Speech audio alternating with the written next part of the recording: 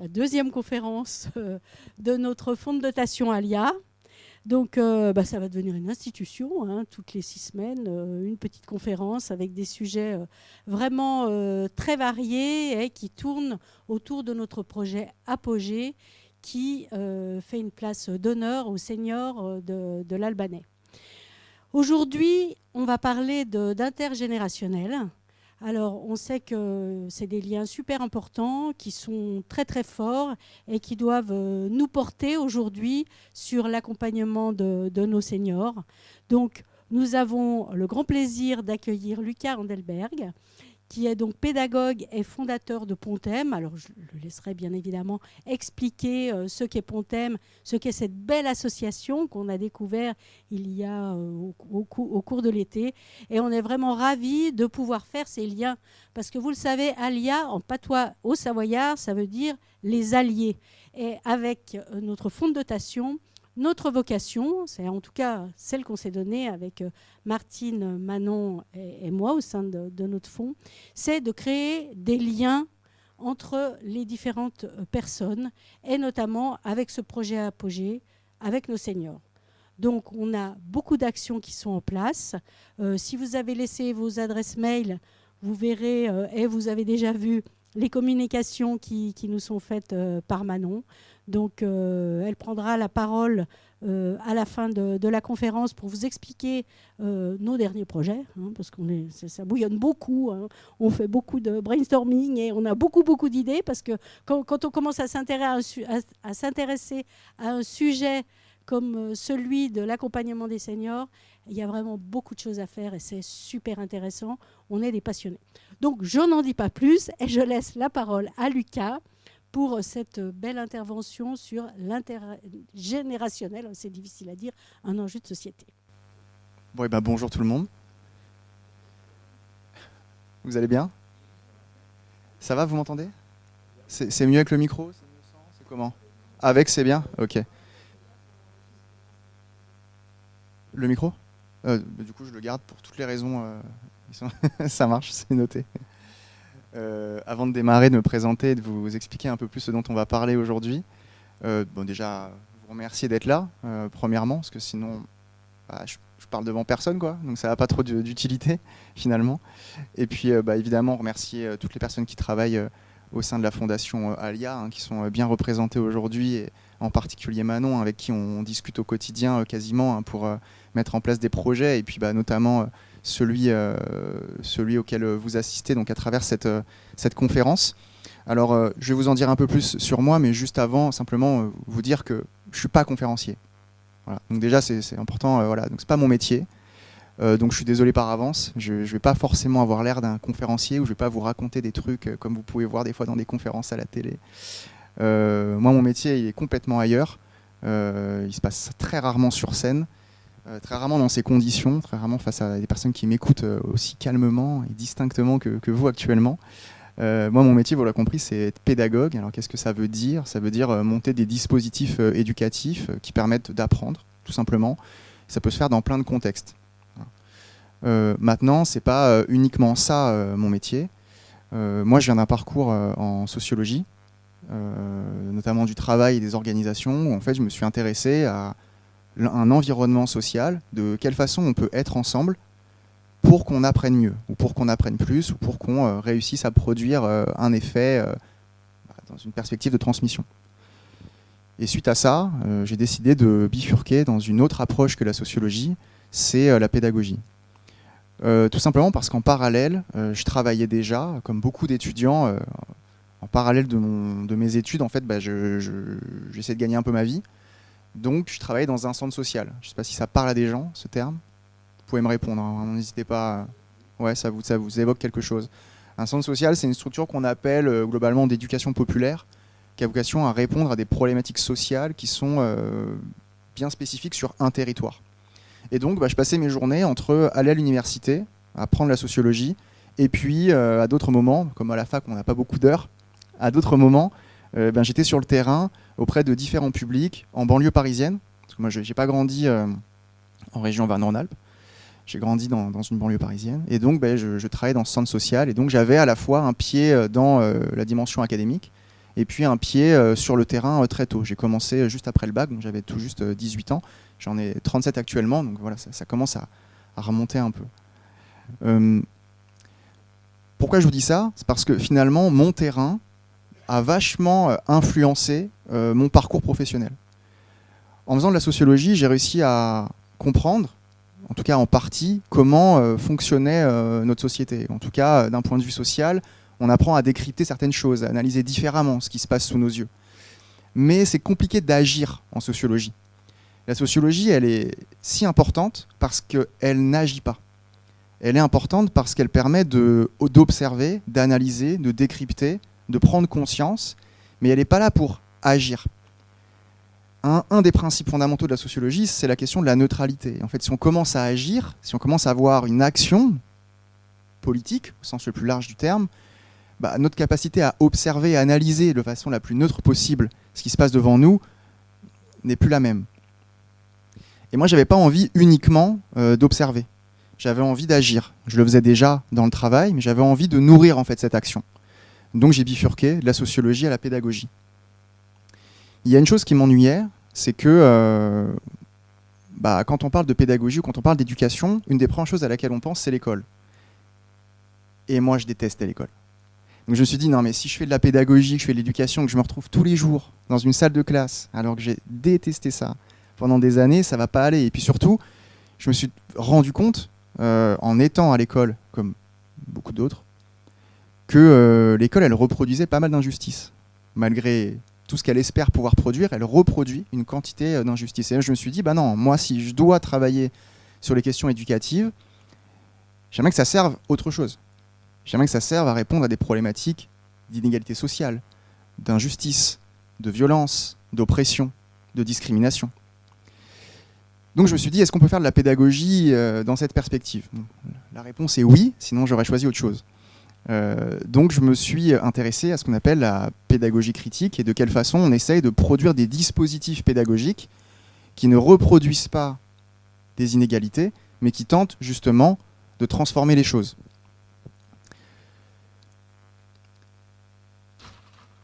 Du coup, ce dont on va parler aujourd'hui, si ça vous va, c'est de trois choses. C'est de quelle façon la question intergénérationnelle peut avoir un impact sur un vivre ensemble global. Et puis, dans un second temps, on va s'intéresser à une approche pédagogique spécifique. C'est là où ça fait le lien du coup avec mon parcours. C'est une fois qu'on réussit à faire de l'intergé, la question qu'on peut se poser, c'est de quelle façon on peut le faire pour permettre d'apprendre ensemble. Et enfin, je tenterai de conclure en essayant de vous faire comprendre pourquoi la question intergénérationnelle, mais aussi de façon plus globale, de toute façon, la question sociale, est au cœur des enjeux écologiques, et pourquoi faire de l'intergénérationnel aujourd'hui, c'est répondre à des problématiques sociales, mais aussi à des problématiques écologiques. Donc, le premier temps de cette conférence, ça va beaucoup être quelque chose qui est lié au passé, en fait, à une histoire que j'ai fondée, à une expérience professionnelle qui date d'il y a quelques années. La deuxième va plutôt être liée à ce qu'on fait dans Pontem, donc je vais vous présenter un peu ce qu'on fait. Et puis la troisième, c'est un peu une perspective plutôt éthique, voire politique, mais qui fera vraiment, qui servira de conclusion.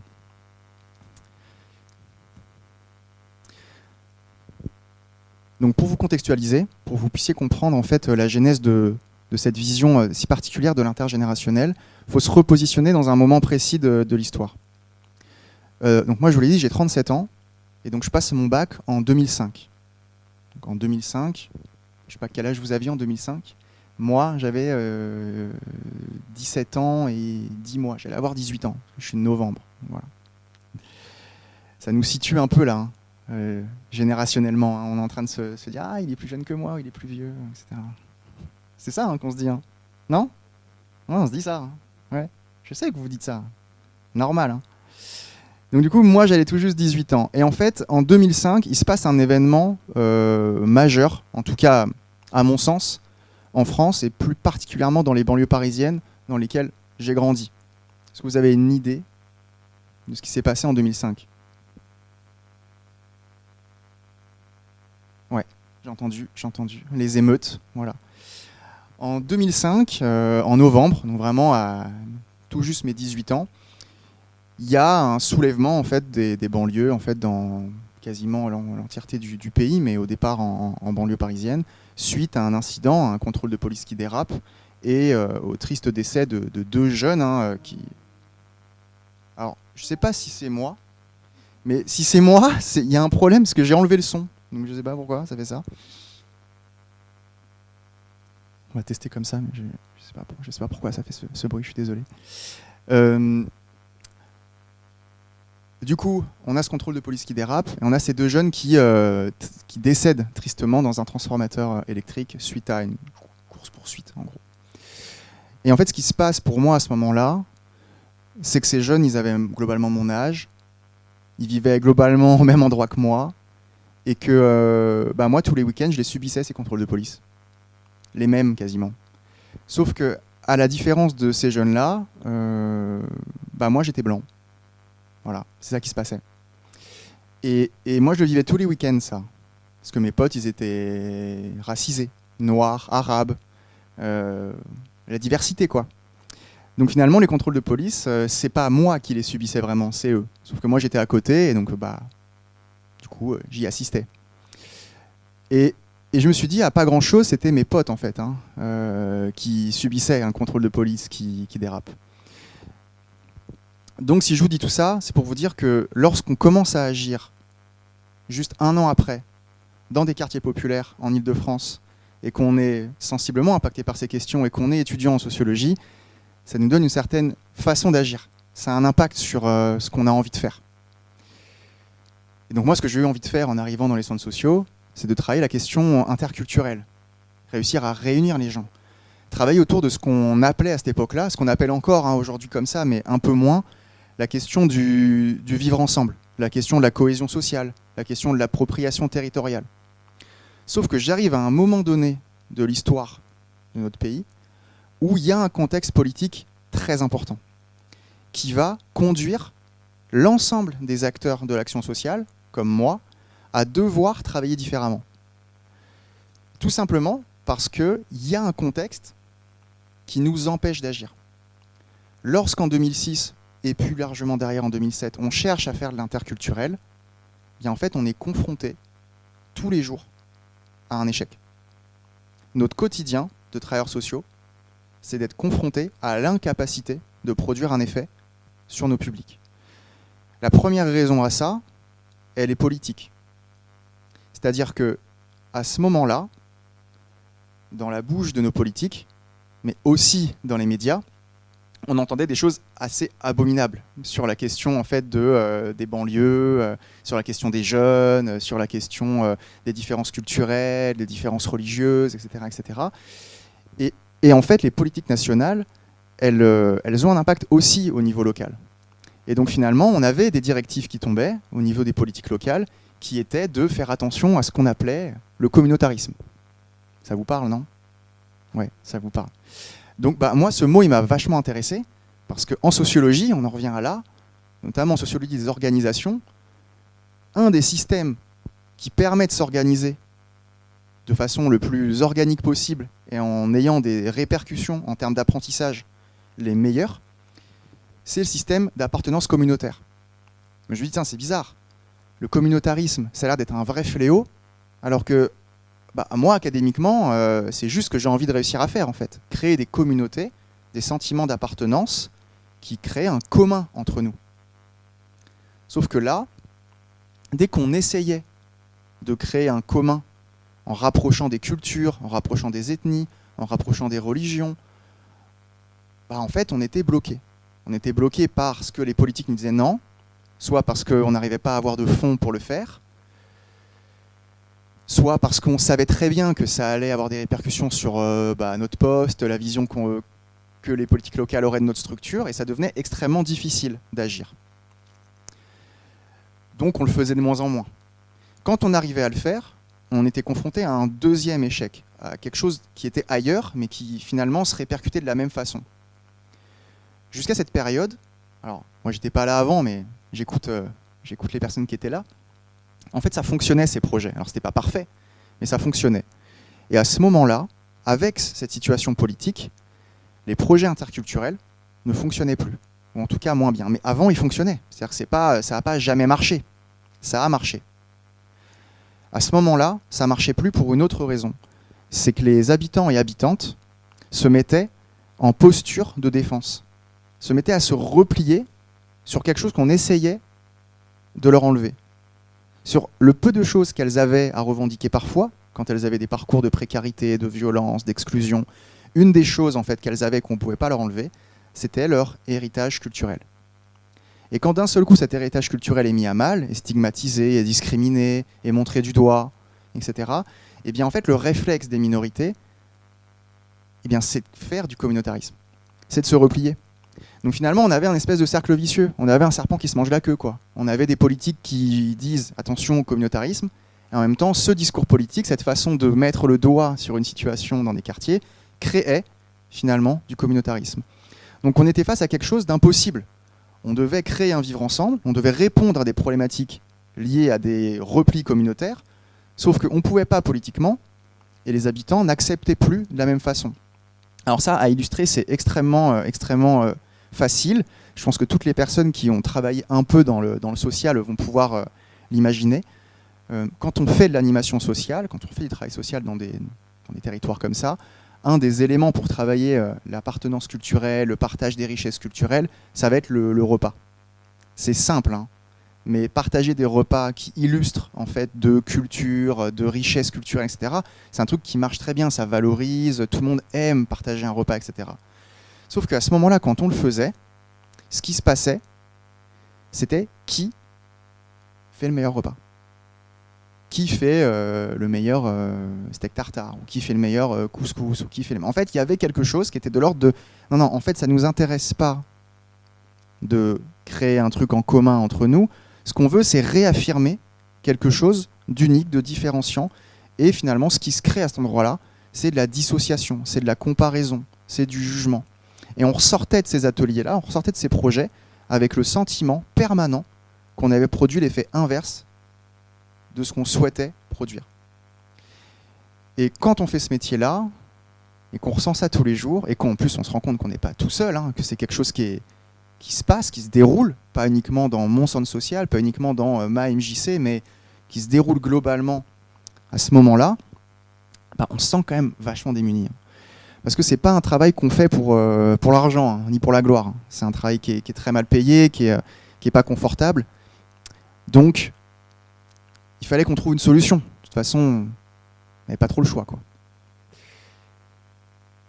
Et en bon sociologue que je suis, j'ai appliqué les préceptes de la sociologie, je me suis mis à observer un peu plus. Je me suis mis à me questionner beaucoup plus et me demander ce qui pouvait se passer au-delà de cet échec à l'intérieur de ces projets-là. Eh bien, ce qui se produisait, c'était que les personnes réussissaient à créer un vivre ensemble, mais il n'était pas du tout là où nous on l'avait prévu. Il était autour des questions générationnelles. Nous, on essayait de réunir des cultures, et en fait, les personnes se rassemblaient autour d'échanges entre les générations. Ça marchait. Ça fonctionnait. Alors, je l'ai observé une fois, je l'ai observé 2 fois, on l'a observé plusieurs fois, et puis on a commencé à tenter des choses. On s'est dit, ok, on va refaire un repas, et cette fois-ci, on va essayer de mettre en avant les plats des anciens. Voilà, des aînés, des personnes âgées, peu importe. Et bien là, ce qui s'est passé, c'était de l'interculturel.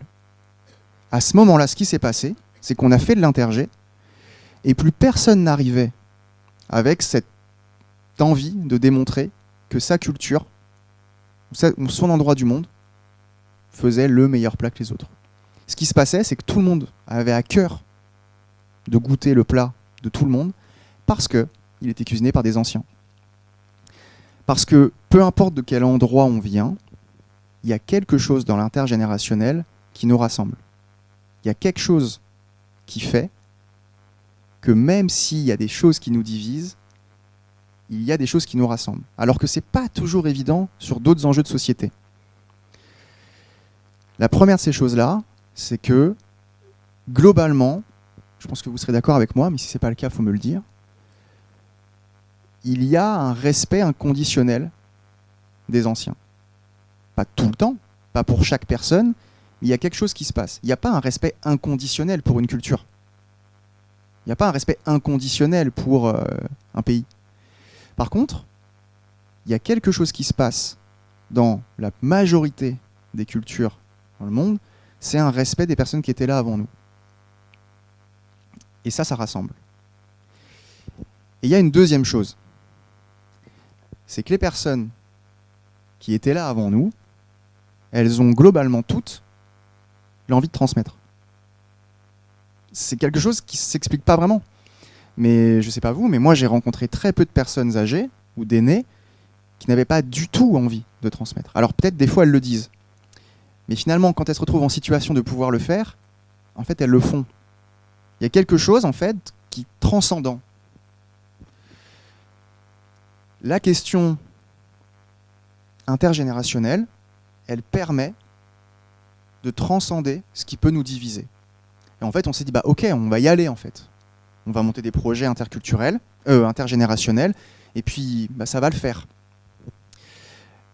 Mais on avait un petit problème, c'est que c'était quand même extrêmement limitant. À un bout d'un moment, faire de l'intergé comme on le fait de façon classique, réunir des personnes âgées et des jeunes ados ou enfants, c'est pas ce que tout le monde attend tout le temps. On a aussi envie de se réunir différemment.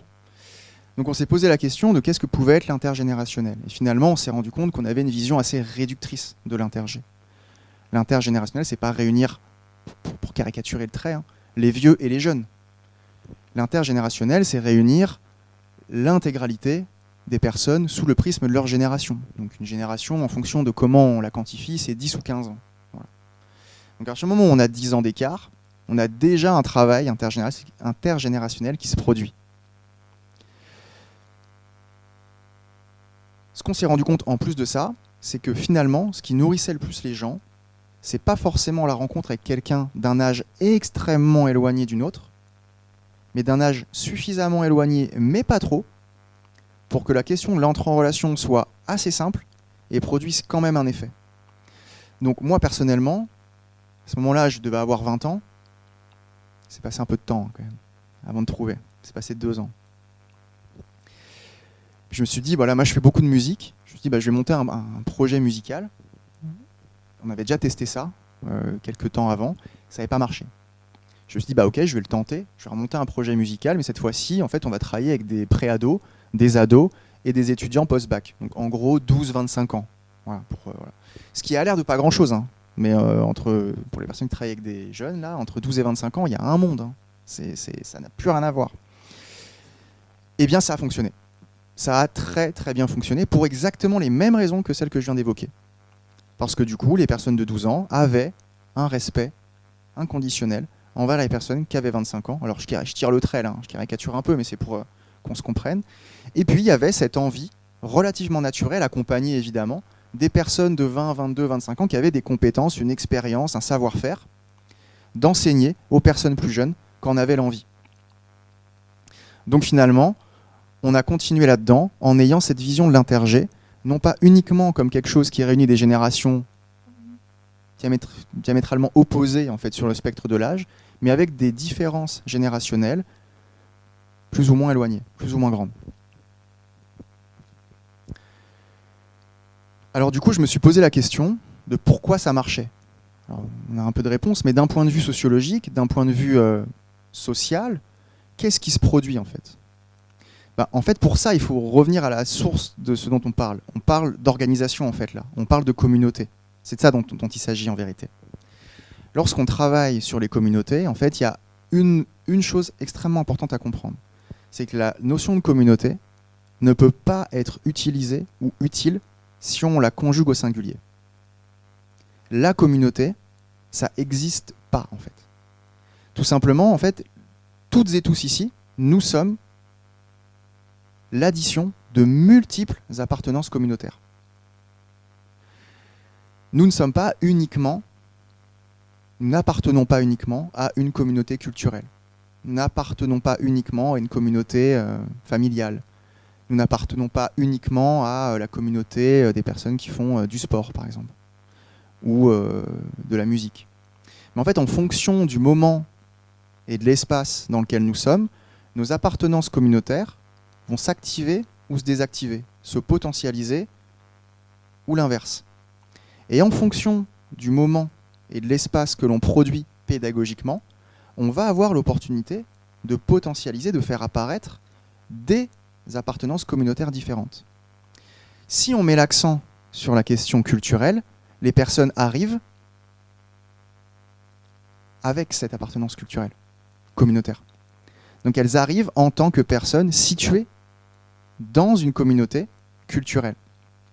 Si on arrive avec un projet où on leur demande de se positionner sous le prisme de leur âge, qu'est-ce qui se passe alors ? Quel type de communauté se met en place à cet endroit-là ? Et donc ça, il y a différents sociologues qui nous l'expliquent, dont Edgar Morin, que vous connaissez peut-être, qui en a reparlé il y a très peu de temps dans une interview, ça m'a fait plaisir, je me suis dit, cool, il en parle encore, c'est une bonne nouvelle. Il appelle ça une communauté de destin. Donc on n'entend pas souvent ce mot, mais en fait ce qui se passe quand on réunit des âges différents, des générations différentes, c'est qu'on se rend compte que finalement, la trajectoire, elle va être différente, mais globalement, elle est la même. L'avantage avec l'intergénérationnel, c'est que les vieux, ils ont été jeunes. Donc il y a un commun. Les jeunes, ils ont été vieux. Ils vont être vieux, pardon. Donc il y a quelque chose qui va advenir. C'est tout ce qu'on peut leur souhaiter. Donc il y a quelque chose de commun à cet endroit-là. Alors que au niveau de la culture, c'est pas évident.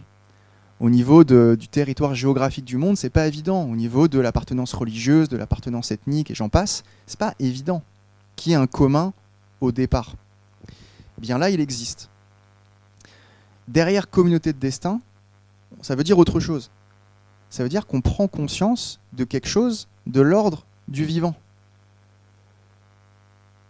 Un destin, ça veut dire vivre, puis cesser de vivre. Prendre conscience que ça nous réunit, au-delà de tout le reste, au-delà de tout ce qui peut nous différencier.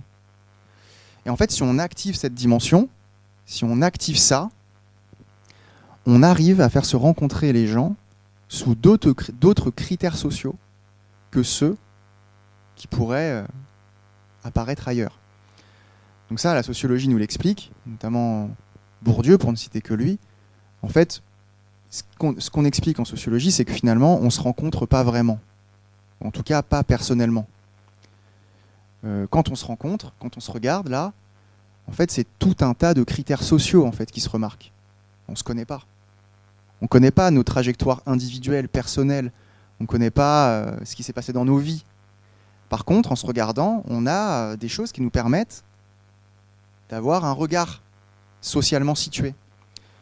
Ah bah ok, en me regardant, peut-être vous vous dites, bon, il a plus l'air d'un homme que d'une femme. Potentiellement, ça doit être un homme.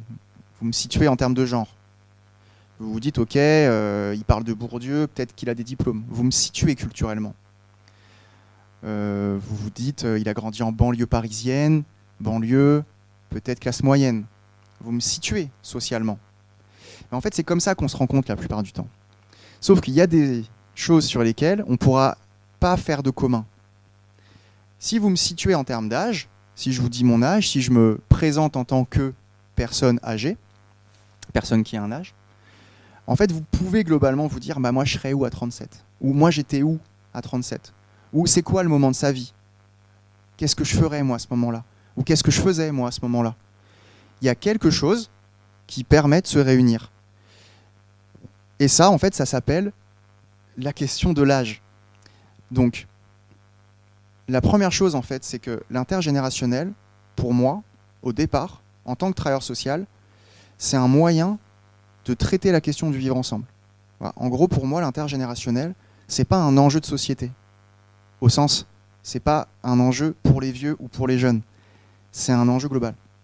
C'est si on fait de l'intergénérationnel, on résout une problématique fondamentale, celle du vivre ensemble global. On se donne les moyens, dans un contexte politique compliqué, celui de l'époque, mais c'est encore le cas aujourd'hui. La politique n'a pas vraiment changé, ni les discours d'ailleurs, malheureusement.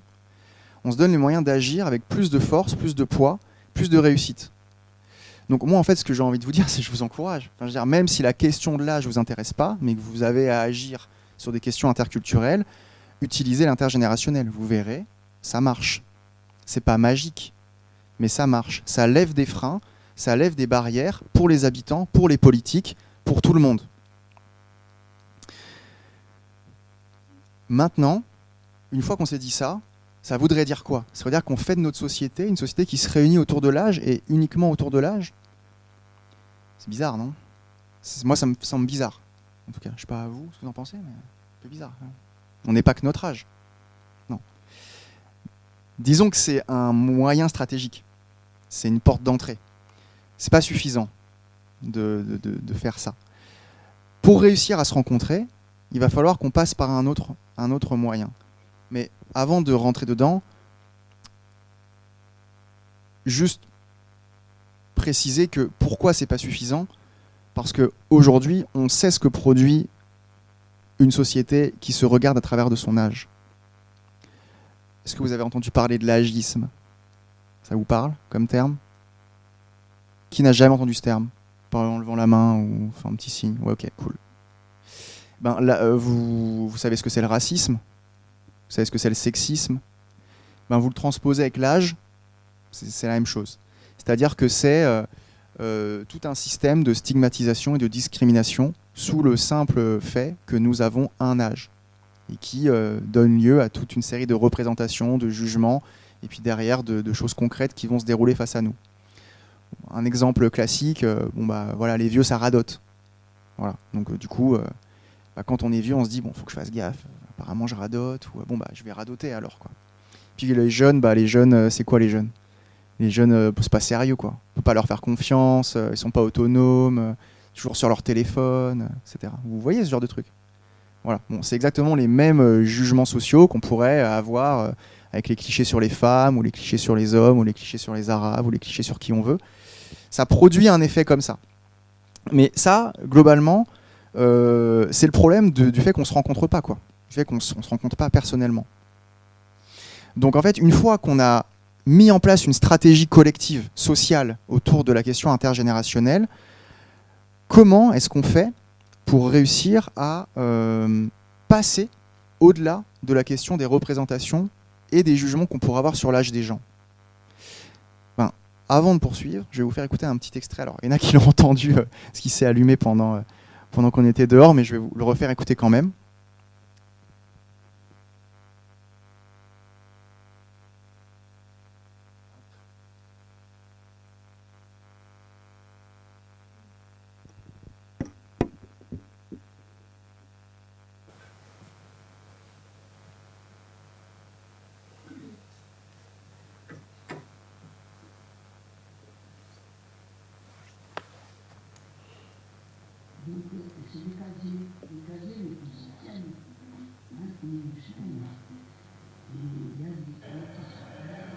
Donc, c'est des casiers mais qui se tiennent, comme une chaîne.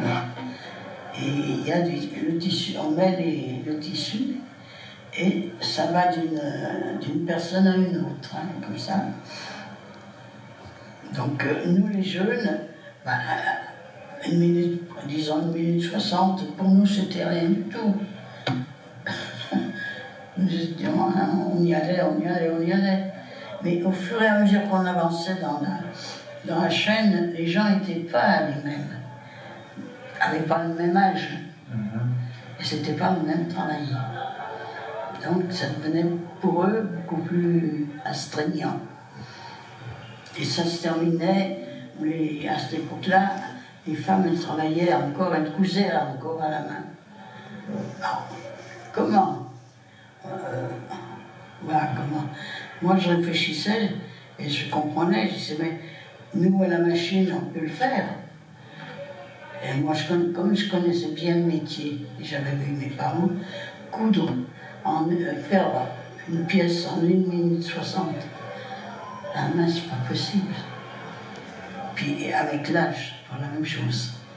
Et un jour, un directeur est arrivé.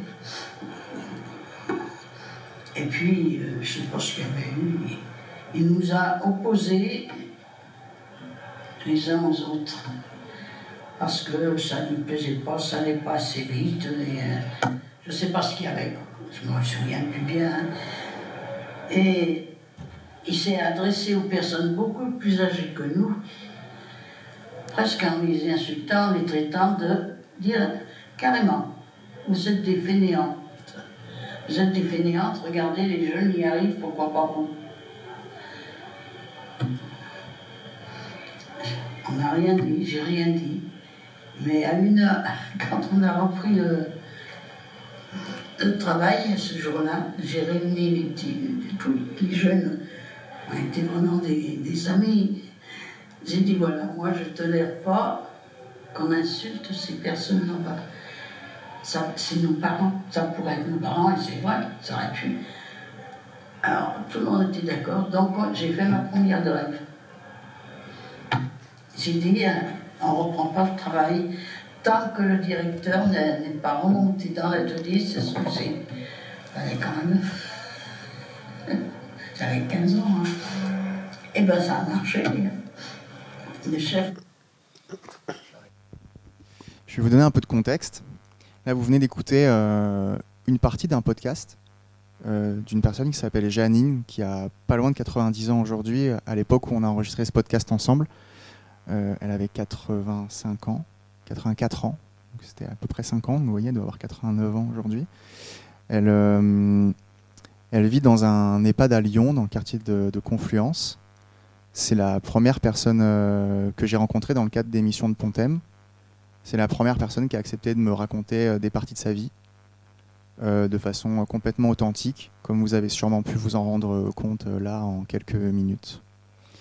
Donc Janine, c'est une femme qui a grandi dans le budget, d'une famille très pauvre, des parents qui travaillaient dans le costume. En gros, ils étaient ouvriers et ouvrières dans le textile, donc c'était des métiers difficiles. Et en plus, très précaires, ce qui fait que Janine a dû commencer à travailler à l'âge de 14 ans. Comme beaucoup de personnes, hein, toute cette génération-là, elle a commencé très tôt à travailler.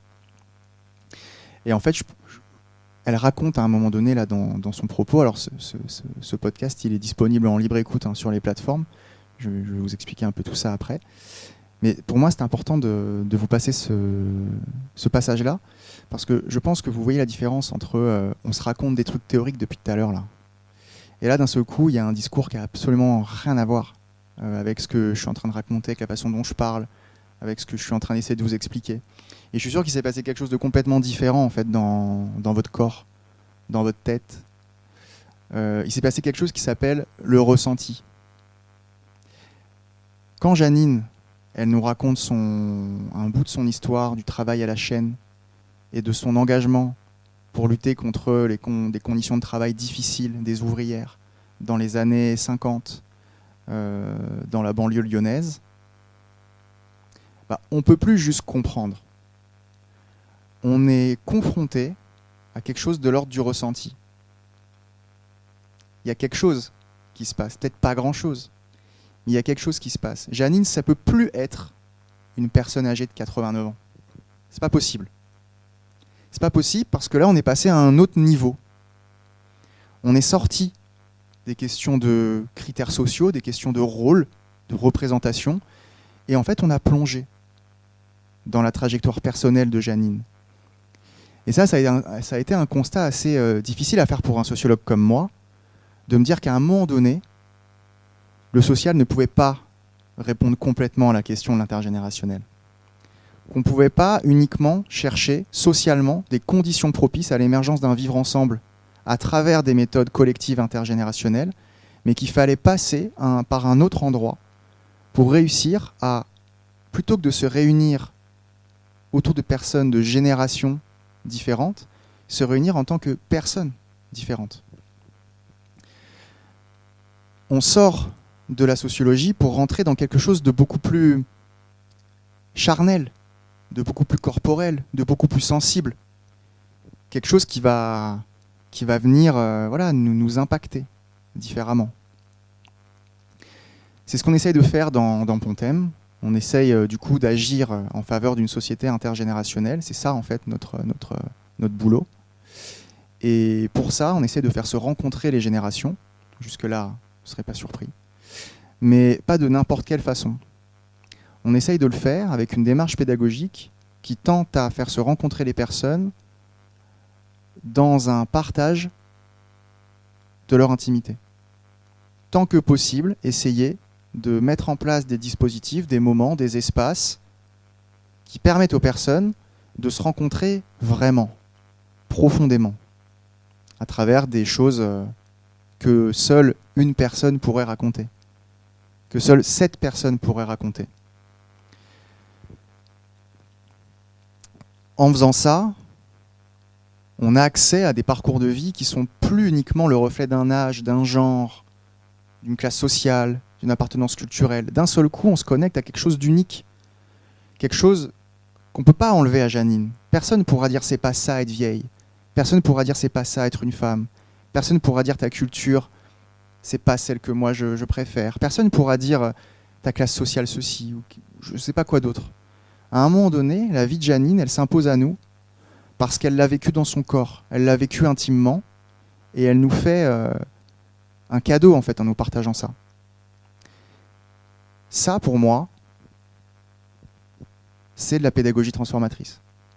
C'est comme ça en fait qu'on monte des dispositifs qui permettent aux personnes qui n'ont quasiment jamais la parole de l'apprendre et nous, en contrepartie, de pouvoir apprendre de ce qu'ils ont vécu en fait, tout simplement.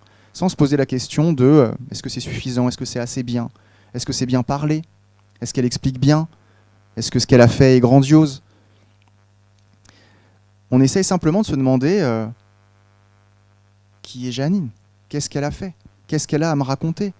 Elle a forcément des trucs à me raconter. Et donc d'un seul coup, Janine, ça devient juste une personne, et plus une personne âgée. On oublie complètement son âge. On essaye de sortir l'intime de l'intime. Et ça, en pédagogie, ça a un nom. Ça s'appelle la pédagogie de l'extimité. L'extimité, c'est tenter de rendre extérieures des parts intimes de soi. Tenter d'offrir au monde des choses qu'on n'offrirait pas. Tenter de s'autoriser à raconter des discours, raconter des histoires, des anecdotes, des expériences qui ont l'air de ne pas avoir leur place dans une société extrêmement normée. Et ça demande des conditions bien particulières. Les conditions pour réussir à produire un partage d'intimité, premièrement, c'est le temps long. Vous imaginez bien que Janine, je ne l'ai pas rencontrée, en 5 minutes, on a fait une interview de podcast de 50 minutes et qu'on l'a fait comme ça en one shot et que je ne l'ai plus jamais revue. Moi, Janine, je la vois quasiment tous les mois depuis 5 ans et il nous a fallu beaucoup de rencontres, sans micro, sans rien d'autre que nous, pour réussir à un moment donné à s'autoriser à lâcher en fait. Mais c'est progressif. Et le temps long, en fait, il est indispensable. Vous savez, c'est un peu comme un oignon, quoi. C'est-à-dire que si vous voulez enlever des couches, vous ne pouvez pas directement tout enlever. Il va falloir passer par la première, la deuxième, la troisième, etc. Et plus ça va aller, plus on va rentrer dans de l'intime et dans des discours qui sortent en fait des rôles établis, qui se mettent à ne plus ressembler à ce qu'on attend d'un discours d'une personne âgée, ou d'une femme, ou d'un migrant, d'une migrante, etc., etc. Et ça pose un problème, le temps long. Parce que dans le travail social, on n'a pas le temps. On n'a pas le temps. On court après le temps. Et les personnes qui nous financent, ils n'ont pas le temps non plus. Et puis, il faut qu'on fasse des tableaux, il faut qu'on évalue, il faut qu'on fasse des bilans, il faut qu'on rende des comptes. Et plus ça va, plus il faut le faire. Et plus ça va, plus c'est dur d'aller chercher des fonds. Donc, faire ce pari de travailler le temps long, c'est pas anodin. C'est vraiment quelque chose de politique. C'est un choix. C'est un choix fort, mais c'est à ce prix-là, en fait, qu'on peut avoir ce type de résultat et qu'on peut permettre aux personnes d'apprendre de la vie de Janine et de se rendre compte de qui est Janine, mais on peut aussi permettre à Janine d'avoir un espace dans lequel elle se raconte. Alors, nous, on ne fait pas se raconter que des personnes âgées, hein. On fait se raconter des personnes de tout âge, sans condition. Par contre, il y a une chose que disent les personnes âgées, et exclusivement elles, la plupart du temps, on leur tend le micro, elles nous disent « mais moi, j'ai rien à dire. J'ai rien fait de spécial, j'ai rien à raconter, non, pas moi, etc. » Dans ces cas-là, on commence à parler. Puis très vite, on se rend compte qu'il faudrait faire 40 podcasts, quoi. Un ne suffira jamais. En fait, ce qui se passe, c'est que ça fait tellement longtemps qu'on leur a rien demandé, ça fait tellement longtemps qu'on leur a pas vraiment laissé la place pour parler, qu'on les a pas vraiment écoutés sur le temps long, qu'en fait, même elles, avant nous, elles sont persuadées qu'elles n'ont rien à dire, que leur vie n'a pas compté, qu'elles n'ont rien à transmettre, qu'elles n'ont rien fait d'incroyable. Et c'est ça qui est le plus difficile à vivre. C'est ça qui est le plus désagréable. C'est de voir une personne qui a 70, 80 ans et qui a l'impression que sa vie, elle est vide. Qu'elle n'a rien à dire. Vous imaginez ? Comme ça doit être dur de dire ça. C'est déjà dur à entendre. Alors à dire, c'est violent, quoi. Bon, la bonne nouvelle pour les personnes âgées, c'est que les jeunes aussi sont comme ça. Bon, la mauvaise nouvelle, c'est pour les jeunes. Du coup, ça veut dire quelque chose aussi. Hein. Et quand on tend un micro à un jeune de 17, 18 ans, ah non, mais attends, mais moi j'ai rien fait dans ma vie. Hein. Non, mais moi, j'ai rien à dire, j'ai pas d'avis, j'ai que 17 ans. Et 17 ans, c'est long. T'as forcément des trucs à raconter. Mais en fait, à eux aussi, on fait que leur dire qu'ils ont rien à dire. Qu'ils ont encore rien appris, qu'ils se connaissent pas la vie. On verra plus tard. C'est violent pour un jeune de 17 ans. Donc du coup, faut travailler le temps long.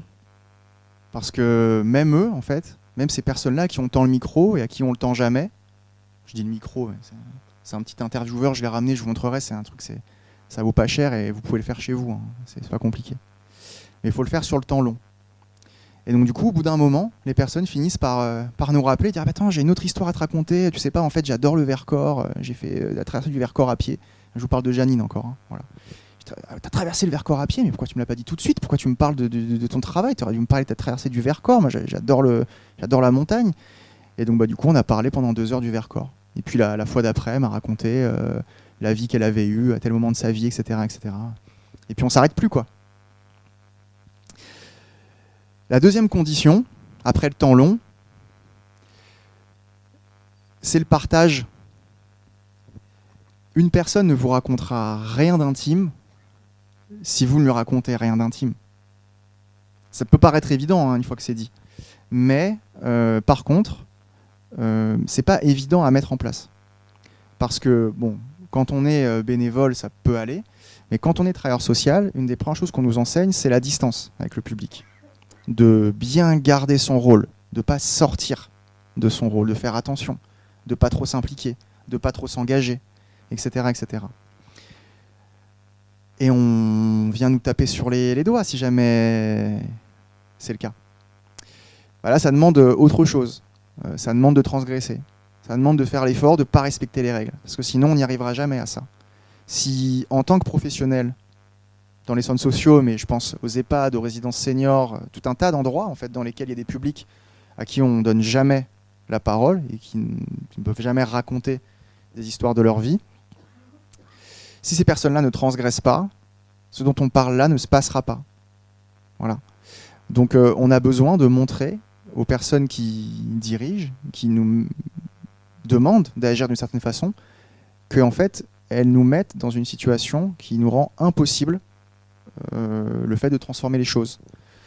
Donc ça nous oblige à quelque chose, ça nous oblige de prendre un risque aussi, parce que partager des choses intimes de soi, c'est jamais évident, on ne nous apprend pas à le faire. Et puis enfin, ça nous demande de travailler, ce dont on parle beaucoup en pédagogie, c'est la question de la posture. Et donc là, encore une fois, je vais pas vous surprendre, mais il y a un mot-clé au cœur de ça, c'est l'empathie. Voilà, la posture empathique. Donc encore une fois, ça peut paraître complètement anodin, mais c'est pas si évident à endosser l'empathie. Y a des gens pour qui ce mot est... Des gens qui veulent que j'explique ce mot. Ça va pour tout le monde. Donc, je vais quand même le faire, mais brièvement, puis si vous voulez, on pourra en reparler après, si ça vous intéresse en particulier. L'empathie, c'est le fait de faire l'effort de se projeter dans la réalité de vie de quelqu'un d'autre. Ça ne veut pas dire prendre les sentiments de l'autre, mais essayer de se demander ce que l'autre ressent, ce que l'autre vit. Prendre les sentiments de l'autre, c'est de la compassion. Ça, c'est difficile, c'est compliqué. L'empathie, c'est essayer de se demander, se mettre à la place d'eux, se demander ce qui se passe, ce qu'il ou elle ressent, ce qu'il ou elle vit, ce qu'il ou elle a vécu. Et puis enfin, la dernière chose, au-delà de la posture empathique, c'est l'authenticité. Et ça aussi, c'est un effort. En fait, vous voyez les podcasts comme ceux avec Janine, il n'y a pas beaucoup de gens qui les écoutent. Parce que simplement, on n'est pas habitué à écouter ce type de choses. On n'est pas habitué à écouter quelque chose qui est complètement hors cadre. C'est pas un format radio, c'est pas un vrai format podcast, c'est pas une émission télé, c'est plus lent, c'est moins bien produit, ça bafouille, il n'y a pas forcément de ligne conductrice, on se laisse aller, etc., etc., etc. Quand on le vit, c'est pareil, voire pire. On passe des heures à discuter de trucs, mais on ne sait pas bien où ça va nous mener, et on peut très très vite être complètement désintéressé. On peut vraiment se mettre à ne plus être là, quoi. L'authenticité, c'est se dire que bah non, en fait, je suis vraiment là, je suis vraiment présent, je m'intéresse pour de vrai. Ça sert à rien de le faire si finalement ça ne vous intéresse pas. Ça se ressent, et la question du partage d'intimité en sera beaucoup moins important. Comment se rendre compte que la question de l'intimité, elle se partage? À quel moment on peut réussir à percevoir ça? Bien, en fait, l'indice le plus important, c'est si vous vous rendez compte que la personne, elle change de façon de se représenter. Pour illustrer, ça va être par exemple une personne âgée, une femme un peu précaire, Janine, typiquement. Voilà. Au départ, quand on la rencontre, elle va se présenter en étant fragile, vulnérable. Parce qu'en fait, tout simplement, son rôle social lui fait comprendre que c'est ce qu'on attend d'elle. Elle cumule en fait des situations qui sont censées la fragiliser. Elle est âgée, elle a des problèmes de cécité, elle a eu tout un parcours de vie précaire avec des métiers chaotiques, donc elle se présente en fait comme une personne fragile et vulnérable. C'est son rôle social à ce moment-là, en fait, qui se dresse face à nous.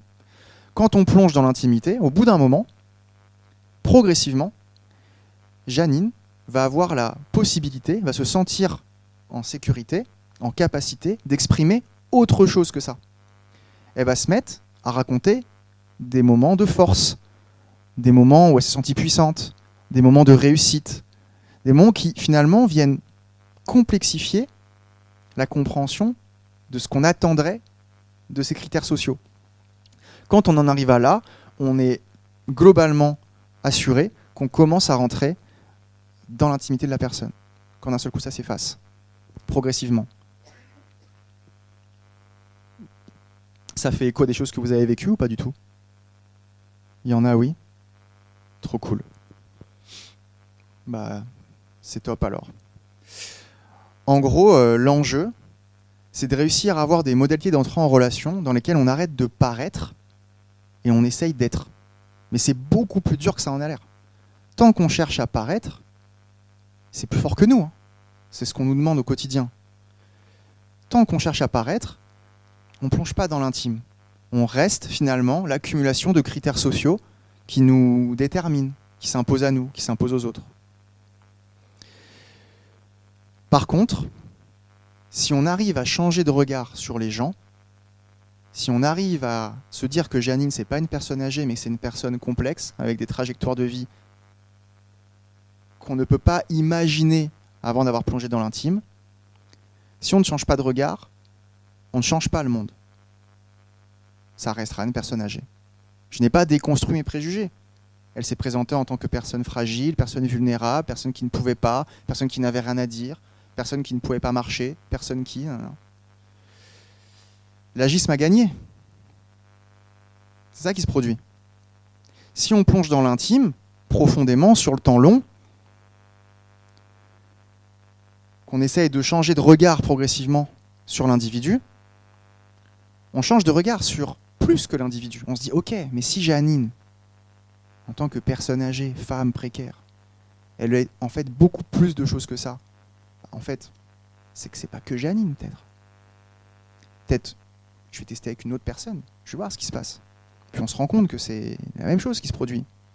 On n'est jamais uniquement fragile, uniquement vulnérable, uniquement précaire, uniquement femme, uniquement j'en sais rien, ce que vous voulez. On est tout ça à la fois et en même temps rien de tout ça, quoi. C'est beaucoup plus complexe. Mais pour ça, il faut changer nos modes d'interaction. Nos modes d'interaction, la façon dont on se rencontre, c'est aussi une façon qui nous amène à avoir porté un regard sur le monde. Si on interagit toujours de la même façon, on ne va pas changer la façon dont on socialise. Donc pour ça, il faut faire un effort. Il faut faire un effort de la façon dont on se rencontre, dont on se parle, dont on se regarde, dont on s'écoute, dont on s'interpelle. Faire l'effort du temps long. Pas qu'avec les vieux. Dans la vie. Prendre le temps. C'est dur ça, hein, de prendre le temps. Non, ça va pour vous? À Rumi, ça va le temps? À Lyon, ça va pas le temps. À Lyon, ça va pas bien. Du coup, pour conclure ma prise de parole, je vais vous parler d'une autre personne qui s'appelle Georges, qui est une autre personne âgée. Vous allez avoir l'impression que finalement, l'intergé, on parle que des vieux. Non, pas du tout. Là, en l'occurrence, mes deux exemples sont sur des personnes âgées.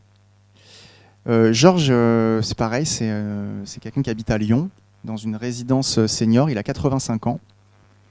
Et Georges, il est malade actuellement. On ne sait pas exactement ce qu'il a, mais c'est pas super.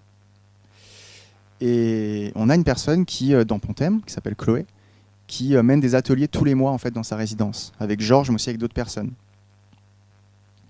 En fait, elle se rend compte, Chloé, au bout d'un moment, que en fait, le rêve de Georges, c'est d'aller voir les falaises d'Étretat. Mais Georges, il a arrêté de rêver, en fait, Georges. Il se dit, mais j'ai 85 ans, je suis malade, j'ai des soins, j'ai un suivi médical. C'est trop loin, Étretat.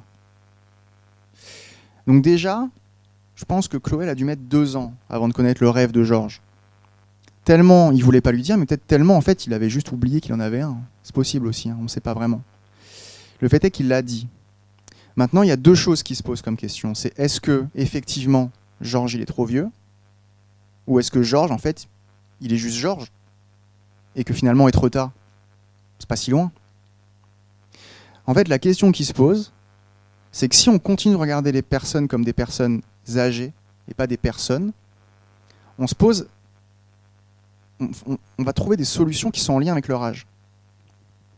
Et donc finalement, Georges, il n'ira pas voir les falaises d'Étretat. Parce qu'il y a tout un tas de choses qui vont s'imposer à nous, qui vont s'imposer à lui, qui font qu'il n'ira pas à Étretat. Et donc le travail qu'on doit mener, c'est de faire comprendre à Georges, et de nous faire comprendre à tout le monde, qu'on n'est jamais à moitié vivant. Georges, il n'est pas à moitié vivant, il n'est pas en train d'attendre que la maladie l'emporte, c'est pas possible. On ne peut pas se dire ça. C'est trop triste. C'est de quelle façon on se donne les moyens pour que Georges il aille à Étretat. Eh bien, Chloé l'a fait. Elle a été récolter des fonds, organiser ça, et d'ici le mois de juin, Georges, avec 3 autres personnes, il partira en minibus avec une infirmière et ils iront à Étretat. Ouais. Mais ça, c'est impossible si on passe pas le temps. C'est impossible si on regarde pas Georges comme quelqu'un et pas comme juste comme une personne âgée. Ça n'existe pas.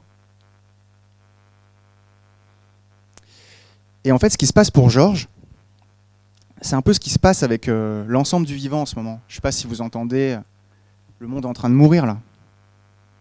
Notre monde meurt. Bah, si on continue de se dire ça,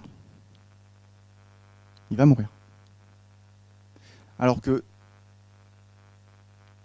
on n'est pas à moitié vivant. On est vivant, puis après on arrête de l'être. Le monde, aujourd'hui, l'ensemble du vivant, il est vivant. Il n'est pas en train de mourir. Il est vivant. Donc, profitons-en. Allons-y. Battons-nous. Changeons la façon dont on le regarde. Changeons la façon dont on crée des relations avec lui. Changeons la façon dont on crée des interactions avec lui. Changeons la façon de le considérer. Arrêtons de se demander s'il est utile ou pas. Arrêtons de se demander si on le protège ou pas. Vivons avec. L'intergénérationnel, c'est la même chose que la question écolo. C'est changeons de regard sur les gens, changeons de regard sur le vivant, changeons de regard sur le monde, changeons la façon dont on interagit les uns avec les autres, changeons la façon dont on noue des relations. Et en fait, juste, peut-être qu'une partie du vivant sera plus là, mais nous, on vivra vraiment.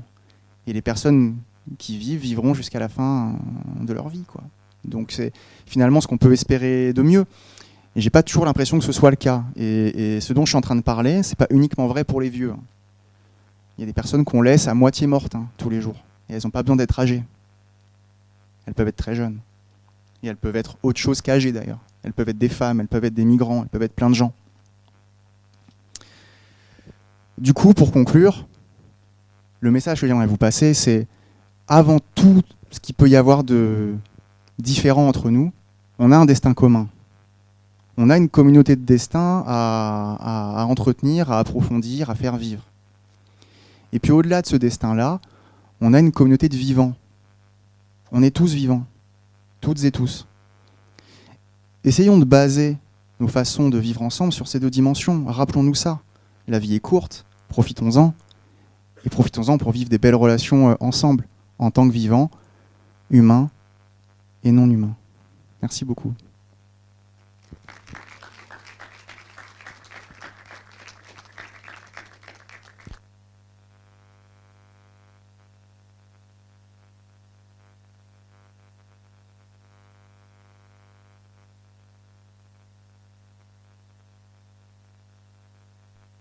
Est-ce que vous avez des questions ?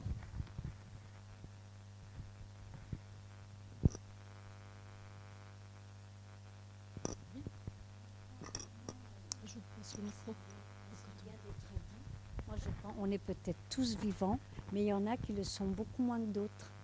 Et c'est difficile. Moi, j'ai ma maman actuellement qui a 88 ans. Elle a eu énormément de problèmes tout au long de sa vie. Et là, elle a eu des soucis de santé. Les neurones ont été touchés. Elle est plus consciente de rien. Elle peut plus parler. Elle peut plus se nourrir. Elle communique plus. Elle est comme ça. On ne peut pas dire qu'elle est vivante. Et nous qui sommes à côté, on n'est plus vivants non plus. Parce qu'on subit ça et on est impuissant. On ne sait pas quoi faire, on ne sait pas quoi dire. Moi, je sens sa détresse. Elle, quelque part, bon, tout le monde dit, elle ne comprend plus, il n'y a plus rien, c'est fini, on ne peut plus rien en tirer. Mais je sens qu'elle ressent beaucoup de choses et qu'elle en souffre malgré tout.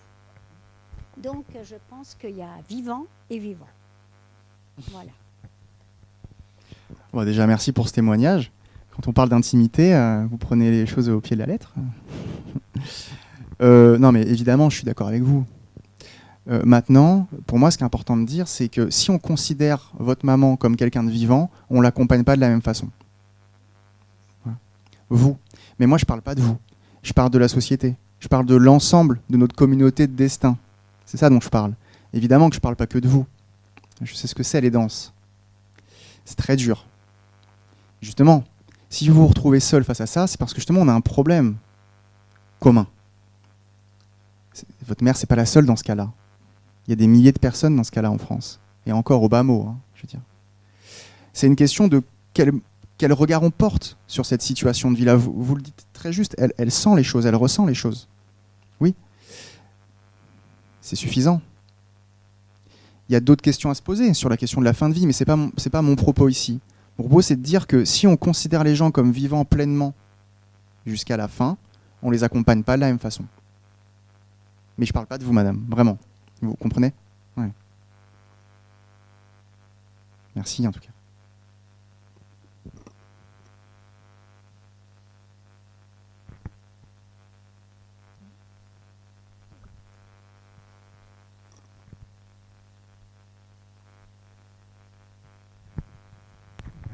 Bonsoir. Bonsoir. On a parlé un petit peu avec Janine d'entreprise, mais sur l'intergénérationnel en entreprise, dans le contexte actuel, avec peut-être encore plus qu'avant, peut-être des différences, peut-être entre les générations. Comment vous positionnez par rapport à ce lien qu'il faut établir au sein d'une société telle que l'entreprise, ou la communauté telle que l'entreprise ? Ah oui, c'est un sujet important, effectivement. La question de l'entreprise, c'est un endroit dans lequel on passe une bonne partie de notre vie. Donc si la question intergénérationnelle ne se pose pas dans un endroit dans lequel on passe 7-8 heures par jour au quotidien pendant, on va dire, 40 ans, c'est problématique. Ce qu'il faut bien se rendre compte, c'est que quand on parle de société, on ne parle pas que du domaine public. On parle de l'école, on parle des grandes institutions. Donc on parle du monde du travail, on parle de l'école, on parle de la famille. Tous ces endroits-là, tous ces champs du monde social nous posent des questions autour de l'intergénérationnel. Je n'ai pas de réponse, si vous voulez, précise. Mais parce qu'en fait, je n'ai pas de réponse à donner. Enfin, ce n'est pas mon travail de faire ça. Par contre, je pense que c'est un vrai sujet. Et je pense qu'il y a beaucoup de souffrances dans les entreprises liées à la non-conscientisation que les groupes de travail sont intergénérationnels. On parle un peu plus fréquemment aujourd'hui qu'avant de management interculturel. Moi, je pense qu'on devrait parler de management intergénérationnel beaucoup plus et se poser les questions des disparités d'accompagnement de formation, d'entrée en relation en fonction des âges qui composent les équipes. Et permettre aux personnes qui composent ces équipes de prendre conscience des distinctions d'âge et de la façon dont on peut apprendre à se positionner aussi en fonction de ça. Parce que ce que j'ai pas dit, c'est que finalement, parce qu'après, c'est des boucles sans fin, et je voulais que mon propos reste compréhensible en peu de temps. J'espère que ça l'a été d'ailleurs. Je suis très preneur de vos retours après nos échanges. N'hésitez pas. Intergénérationnel, interculturel, je pense que vous l'avez un peu compris, c'est pareil en fait. C'est-à-dire que l'intergénérationnel, c'est une distinction culturelle. Quand on est en 1960 à Rumilly ou quand on est en 1990 à Rumilly, on est sur le même territoire, mais culturellement, ça n'a rien à voir. Donc en fait, la question intergénérationnelle pose la question d'une expérience culturelle du monde dans un même endroit. Mais finalement, on est toujours sur une question de faire communiquer des cultures plutôt que géographiquement situées, générationnellement situées. Donc c'est un vrai enjeu. J'espère que c'est peut-être votre cas. J'espère que des personnes prennent en compte et en charge et se posent des questions et testent des choses au sein de l'entreprise. Je pense qu'il y a vraiment effectivement beaucoup de travail à faire.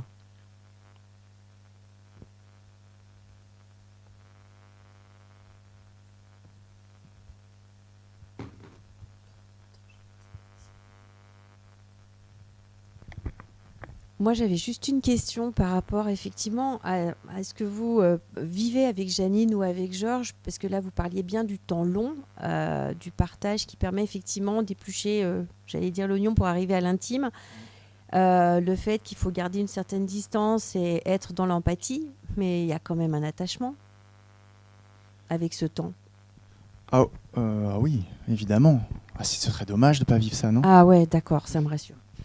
Alors l'empathie, ça ne veut pas dire ne rien ressentir. Hein. Ça ne veut pas dire compatir. Ça veut dire c'est pas prendre les mots de l'autre. C'est pas faire des émotions de l'autre les siennes. Mais par contre, ça ne veut pas dire ne pas vivre ses propres émotions. Vous l'avez ressenti. Je suis bouleversé quand je parle de Janine ou quand je parle de Georges. C'est pareil quand je parle de jeunes d'ailleurs. Hein. Parfois les jeunes me bouleversent d'ailleurs beaucoup plus que les vieux. Parce que en fait, quelque part, je trouve qu'il y a parfois un décalage beaucoup plus grand avec quelqu'un de 18 ans, alors que finalement j'ai 37 quoi, qu'avec quelqu'un de 80. Enfin, des fois c'est surprenant et ça me bouleverse d'une façon immense quoi. Donc non, la question de l'émotion, justement, quand je parle de ressenti, l'intime, ça sert à ça. Si on se connecte pas émotionnellement, si on se connecte pas au niveau de du cœur quoi, ça fonctionne pas. C'est ça que ça permet ça en fait. La sociologie ne permet pas, à mon sens, la connexion émotionnelle. Elle permet de comprendre, elle permet d'objectiver, elle permet d'analyser, de décrypter. Et c'est fondamental. Hein. Ça me semble fondamental. Mais elle passe à côté d'un autre sujet auquel elle ne peut pas répondre. C'est ce dont vous parlez.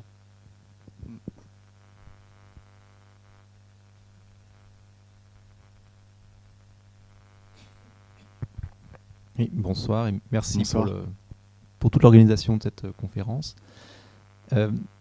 L'intergénérationnel, un enjeu de société. Dans l'histoire, est-ce que c'est devenu un enjeu de société du fait de l'évolution de la structuration familiale ou de la déstructuration familiale entre les générations, avec la mobilité professionnelle, avec le fait qu'on n'ait plus 3 ou 4 générations souvent avec on va dire, à 10 km à la ronde, mais qu'il y a une distance qui fait qu'il y a un isolement, surtout là je parle de la partie vieillissement, avec du coup la culpabilité peut-être des actifs qui sont partis loin mais que les parents auraient besoin mais qui ne peuvent pas être à proximité. Est-ce que je veux dire, l'actualité fait que ce n'est pas devenu un enjeu de société parce que c'est plus couvert par le cercle familial comme historiquement ? Merci beaucoup, c'est une question pareil, hyper intéressante. Pareil, hein, c'est difficile de répondre à la question. Hein. Vraiment, c'est des questions qu'on se pose en permanence, hein, justement, et qu'on essaye d'appréhender, alors pas juste nous, hein, toutes les personnes qui agissent autour de cette question-là. En tout cas, moi la conviction que j'ai, en tout cas, peut-être pas que la conviction, ce que mon métier en fait m'amène à penser, c'est que ça a toujours été une question. Hein. Simplement, elle ne s'est pas posée dans les mêmes termes en fonction de l'époque et aussi en fonction du modèle politique dans lequel on se trouve. Et que typiquement, le modèle politique influe quand même énormément sur notre capacité à nouer tel type de relation ou tel autre. Mais je ne suis pas du tout sûr que la question de la famille traditionnelle était un levier comment dire, émancipateur pour répondre aux enjeux générationnels. Enfin, la question de l'aidance familiale, c'est un vrai sujet, quoi. Il y a énormément de personnes, enfin, je pense que c'est un peu ce dont vous parliez, madame. Moi, je pense que la question intergénérationnelle ne doit pas se poser sous le prisme de l'intrafamilial. Je pense que c'est un piège. Je pense que ça doit se poser d'une façon sociétale, communautaire, par des réseaux de voisinage, par des réseaux de quartier, par des associations, par d'autres systèmes organisationnels que la famille. Quelque chose de beaucoup plus large. Il y a pas mal. Janine, par exemple, Janine n'a pas d'enfant. Elle n'a plus de parents, elle n'a pas d'enfant. S'il n'y a pas une prise en charge sociétale, elle est complètement seule, Janine. Complètement. Si on n'a pas des systèmes de solidarité qui dépassent les sphères traditionnelles, que sont par exemple la famille, ça ne fonctionne pas. Je ne sais pas si je réponds à votre question. Ouais. Merci.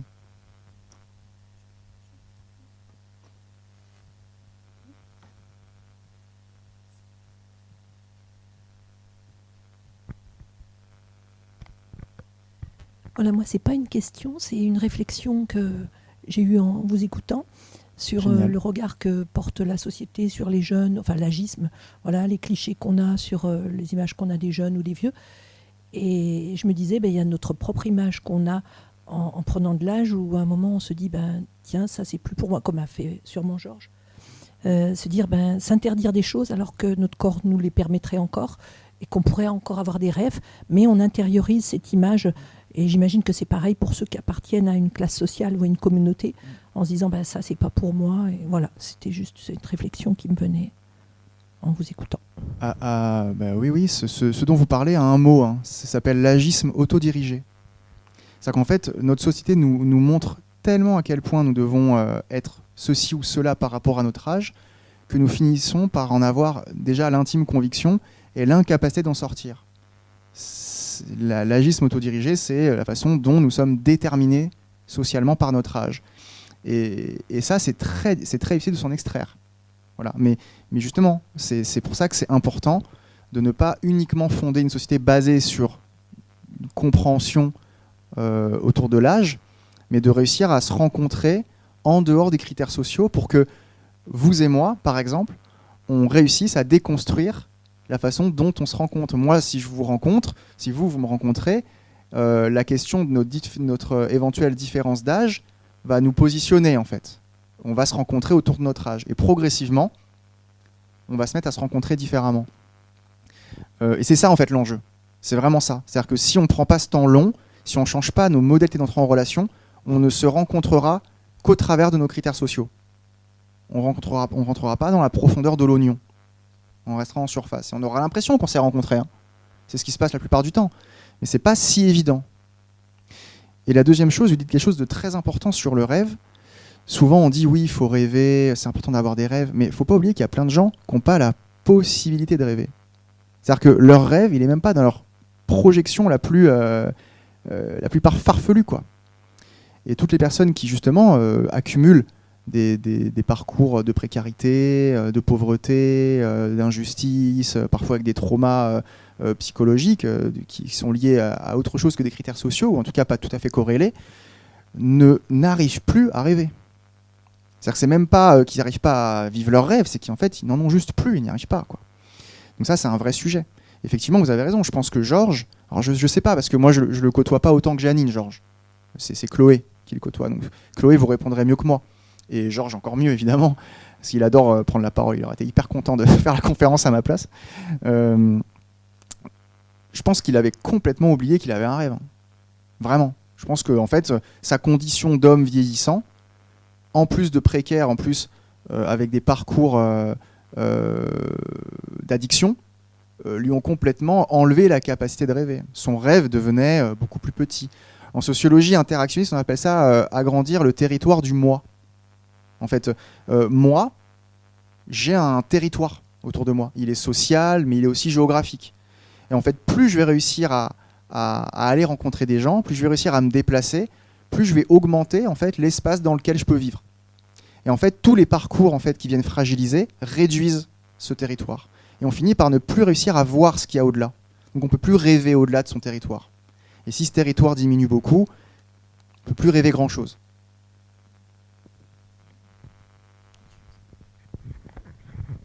J'avais une question, c'est d'essayer d'envisager, de comprendre comment une relation, comme vous la décrivez, qui est très individualisée, peut-elle être institutionnalisée quelque part ?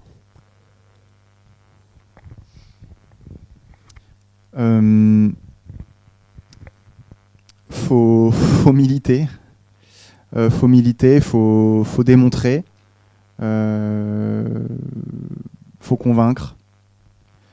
Je dirais par les mots, mais surtout par les actes. C'est-à-dire, ce qui est intéressant, c'est que la plupart du temps, les premières personnes qui écoutent ces podcasts sont les personnes qui travaillent dans les EHPAD ou les résidences seniors. Et parfois, depuis des années, elles nous disent « Je ne connaissais pas en fait cette histoire. Je ne savais pas, finalement, la vie de Janine. » Moi, ça m'interpelle quand même. Je me dis, mais c'est pas que je leur en veux à ces personnes-là, c'est pas ça. Hein. Je me dis, qu'est-ce qu'on leur demande pour qu'elles s'interdisent ou on leur rende impossible le fait de pouvoir vivre ces expériences-là alors qu'elles sont au quotidien, 8 heures par jour, dans un contexte de travail, avec des personnes et que finalement, elles n'ont pas eu l'occasion de se rencontrer comme ça. En fait, c'est quelque part malheureux, mais d'un certain point de vue, nous, ça nous donne une force. C'est de dire, mais regardez, en fait, nous, on a pu le faire, là, on a ça, et si vous nous donnez les moyens, ça, on peut le reproduire. Donc ça, c'est un levier considérable, en fait. L'élément clé, en fait, je dirais, c'est qu'on le médiatise, en fait. C'est-à-dire que si ça restait, s'il n'y avait pas de podcast, en fait, je pourrais dire ce que je veux, ça resterait, faut me croire, quoi. Là, en fait, c'est palpable, c'est écoutable. Je pense que quand vous écoutez Janine, vous vous rendez compte qu'elle est en train de raconter quelque chose de... Enfin, il se passe quelque chose, quoi. C'est pas léger, c'est pas superficiel, c'est pas comme écouter un journaliste parler. J'ai rien contre les journalistes, c'est juste c'est pas pareil. C'est palpable. Ouais, je voulais dire autre chose, mais je l'ai avalé. Ça va peut-être me revenir. Ouais, ça commence.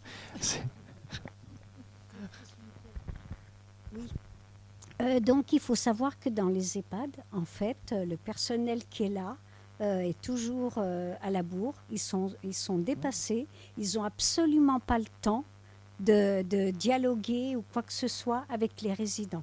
Il faut savoir qu'on les laisse pratiquement, ils font le minimum parce qu'ils ne peuvent pas faire autrement. Et les résidents sont quelque part oubliés. Et on vient justement le matin, le lever, le repas, et à côté de ça, ils n'ont absolument pas le temps. Même s'ils voulaient, ils ne pourraient pas. C'est impossible, donc c'est vraiment de la maltraitance. Moi, j'ai pu discuter avec du personnel dans les EHPAD. Il y en a qui démissionnent parce qu'ils ne supportent plus. Et actuellement, je sais que même ma maman a été dans un EHPAD provisoire et il n'y avait personne. Le week-end, il n'y a absolument personne pour s'occuper donc des résidents. Ma maman était livrée à elle-même tout le temps. Et là, on a appris, et elle en est sortie, et on a appris que dans cet établissement-là, il y a une restriction de personnel parce qu'ils, soi-disant, ils sont trop. Donc, voilà. C'est pour ça, vous, de l'extérieur, vous avez pu vous entretenir avec Janine et avec Georges, mais les personnes qui sont là-dedans, elles ne peuvent pas. C'est impossible. Et les familles qui viennent aussi dans les EHPAD, on est très, très mal vus. Parce que si on y va un peu trop souvent, eh bien, on voit comment fonctionne le système. Moi, j'ai discuté aussi avec des personnes qui travaillaient là-bas et qui nous disent c'est impossible quoi, être là. Voilà. Oui, mais vous prêchez un convaincu. Moi, je suis dans les EHPAD quasiment toutes les semaines. Je vois très bien ce dont vous parlez. Je vois extrêmement bien ce dont vous parlez. Moi, mon discours ne tend pas à rendre responsables les personnes qui travaillent dans les EHPAD. Moi, c'est la question de l'EHPAD qui me questionne. C'est comment est-ce qu'on en arrive là aujourd'hui. Mais on peut parler de l'EHPAD, mais on peut parler de l'école. Hein. On peut parler de plein d'autres endroits dans lesquels finalement on ne s'autorise pas du tout. On ne peut plus prendre le temps. Mais ça, c'est pas impossible. Hein. C'est impossible dans un contexte donné, ici et maintenant. C'est possible demain. C'est des choix politiques. Beaucoup. À ce niveau-là, c'est des choix politiques. Je voudrais un petit bémol là-dessus. C'est nous, les EHPAD de Rumilly, je ne pense pas que ce soit comme ça. C'est pas parce que c'est Rumilly, C'est parce que c'est géré par la communauté de communes. Moi, j'ai ma mère qui a passé 3 ans dans l'EHPAD, j'ai pas eu de soucis majeurs. C'est vrai qu'il y a des tensions de personnel au moment des congés, mais ça s'arrête là. Je veux dire, ils étaient quand même à l'écoute et ils s'en occupaient régulièrement. Oui, à Rumilly, mais je veux dire, c'est pas un cas... il y a beaucoup de tensions sur les EHPAD, peut-être privés ou dans certains cas. Mais nous, notre communauté de communes, elle gère bien l'EHPAD. Bon, il y a aussi des problèmes de personnel, certes, rien n'est jamais parfait à 100%. Mais sur 3 ans, j'en ai été content. Voilà. Bon, ça c'est la première chose. Une observation par rapport à l'entreprise. L'intergénération entre les anciens et les nouveaux, ça serait très bénéfique, ça serait très bien. Le problème, on est dans une société, on vire les anciens pour faire de la place et pour faire des gains d'échelle. Donc comment voulez-vous que les anciens puissent communiquer quelque chose aux nouveaux parce qu'on les vire? C'est pas forcément pour... je veux dire, on a cassé la chaîne pour passer l'expérience aux autres. Et ça, moi, ça fait 10 ans que je suis à la retraite. Il y a 10 ans, c'était déjà comme ça. Voilà. Pour faire une économie d'échelle, moi, je suis parti. Et si pendant 6 mois, mon poste n'a pas été tenu. Et après, on dit, comment on fait pour retransmettre? Comment que tu faisais? Je ne suis plus là. Voilà. Donc, vous voyez, l'idée est très bonne, mais on ne se donne pas les moyens de faire. Et économiquement parlant, je ne pense pas que ça soit le cas de vouloir retransmettre le savoir-faire entre les anciens et les jeunes. Pour l'instant, on n'en est pas là dans nos sociétés, malheureusement.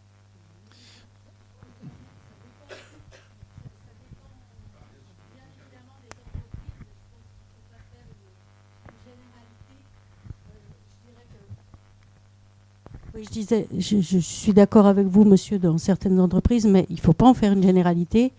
Nous, chez Dupessay, j'ai mon DRH qui est derrière.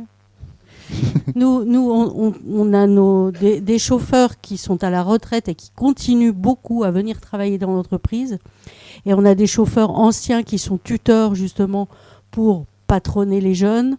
On fait plein de choses pour qu'ils se rencontrent. Et on fait des petits déjeuners. Enfin bon, il y a plein de choses qui se passent dans l'entreprise. Donc, il y a quand même des entreprises qui font... c'est en tout cas notre conviction chez Dupessay, pour qu'il y ait ce dialogue et cette l'intergénérationnel soit respecté au sein de l'entreprise. Alain, si tu as quelque chose à rajouter? Non, hein, voilà. Voilà. Oui, effectivement aussi. Oui. Ah, voilà. Exactement. Oui, si je peux réagir à vos prises de parole, en fait, évidemment qu'on ne peut pas mettre tous les EHPAD dans le même sac et toutes les entreprises dans le même sac, c'est tout à fait impossible. Maintenant, il y a quand même des problématiques structurelles qui empêchent, en fait. Alors, des fois, on y arrive, et super, quoi. Et je pense que, fort heureusement, vous n'êtes pas la seule entreprise à réussir, et heureusement que c'est le cas. Hein, structurellement, politiquement, il y a quand même des choses qui empêchent, quoi. Mais moi, personnellement, j'ai arrêté de me poser des questions auxquelles je ne peux pas répondre. C'est-à-dire qu'en fait, il y a des questions auxquelles moi je ne peux pas répondre et sur lesquelles je ne peux pas agir. Moi, la question que je me pose, c'est comment est-ce qu'on peut trouver des moyens, dans un contexte politique, social, économique donné, de transformer la façon dont on accompagne dans les EHPAD, mais aussi dans les écoles, etc., autour des questions de plonger dans l'intime, de changer les modalités d'entrée en relation, les modes d'interaction, etc. Et je pense que c'est possible. Voilà, ce ne sera jamais parfait. Peut-être que nous, on a un espace d'expérimentation rare et qui n'est pas forcément reproductible à l'identique, mais en fait on sert à ça. On sert à montrer des choses et après les gens s'en emparent et le font vivre différemment en fonction d'un contexte qui est le leur. Mais voilà, moi j'essaie de faire ça, sinon en fait à la fin on le fait plus. Enfin, moi en tout cas ça m'empêche d'agir, vous voyez.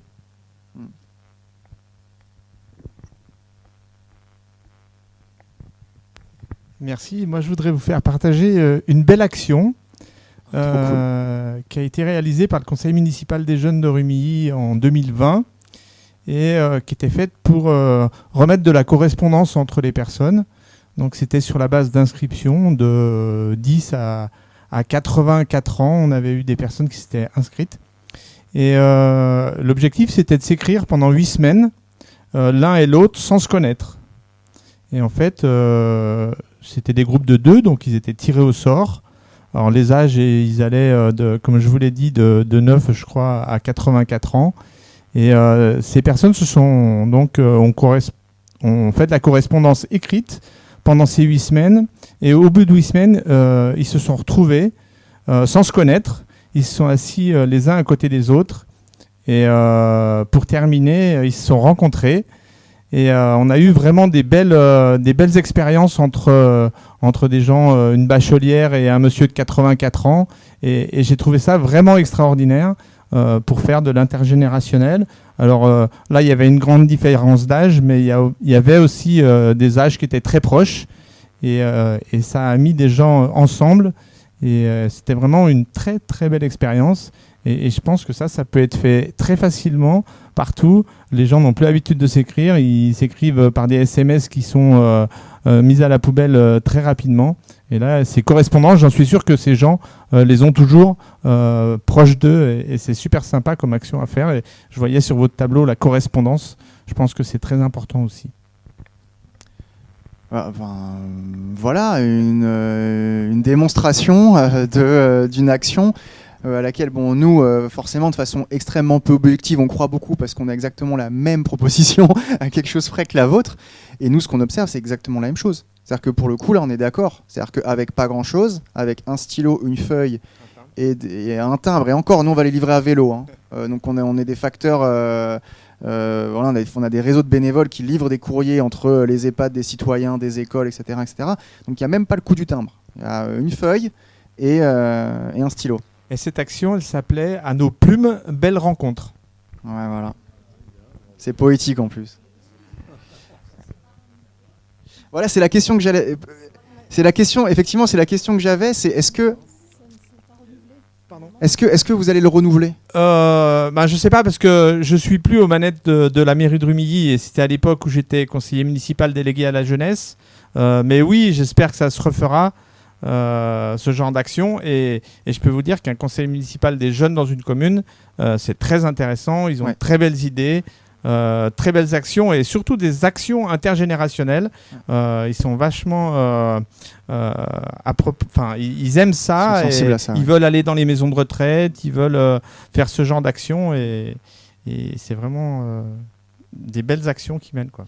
Mais ça, encore une fois, vous voyez, il y a une différence énorme entre la proposition que vous avez faite et d'autres façons de correspondre qui sont juste entre guillemets un one-shot. C'est-à-dire des jeunes écrivent et en fait derrière il n'y a pas de dispositif d'accompagnement pour produire un aller-retour entre des personnes identiques qui rentrent en fait dans des couches de vie, dans des profondeurs, etc.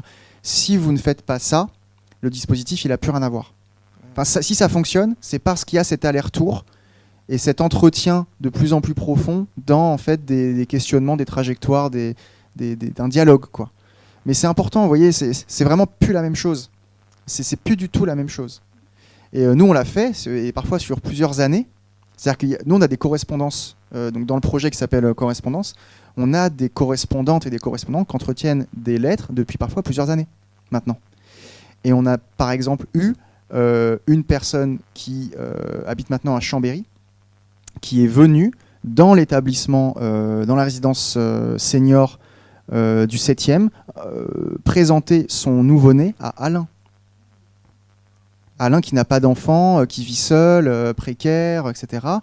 Et ils avaient parlé de ça, il l'a connue enceinte, elle a déménagé, elle est revenue exprès lui présenter son bébé, quoi. C'est dingue. Je veux dire, et à la base, il y avait une lettre. Voilà, c'était un courrier. Une autre action aussi super sympa et qui peut faire aussi le lien avec l'intergénérationnel, c'est dans les lieux publics, on avait installé des tableaux avec des grands tableaux avec des papiers dessus, et les gens venaient. Il y avait une question: quelle est votre plus belle journée, quel est votre plus beau voyage? Et les gens avaient des stylos, ils pouvaient dessiner, écrire. Et du coup, ça avait fait à l'époque 40 mètres de dessin, d'écriture.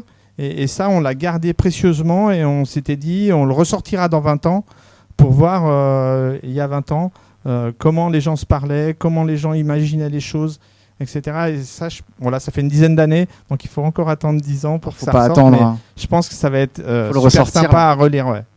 Et ça avait très bien marché aussi. Du plus petit qui ne savait pas écrire, mais qui savait dessiner quelque chose, à la personne âgée qui, elle aussi, venait écrire ses propres mots, quoi.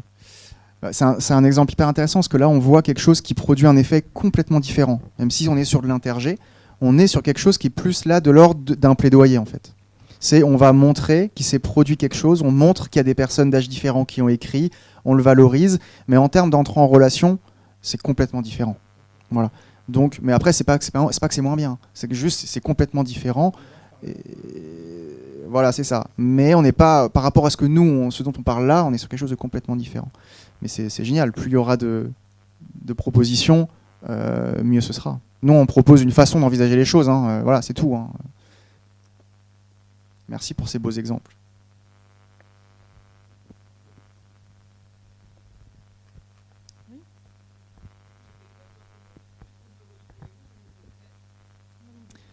Alors du coup, vous pouvez les retrouver donc sur le site de Pontem, donc pontem-asso.com, et sur Spotify, Apple Podcast.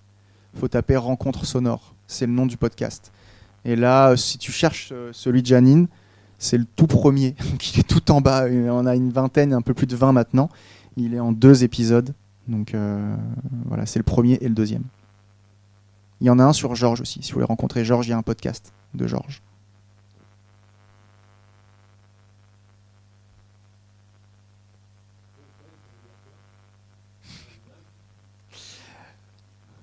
Pontem, ça veut dire être en train de construire des ponts. Voilà. Donc c'est une autre image du lien, mais autour du fait de se dire qu'il y a des choses qui nous séparent et qu'on a besoin de bâtir, on a besoin de construire, on a besoin de prendre le temps pour réussir à se retrouver.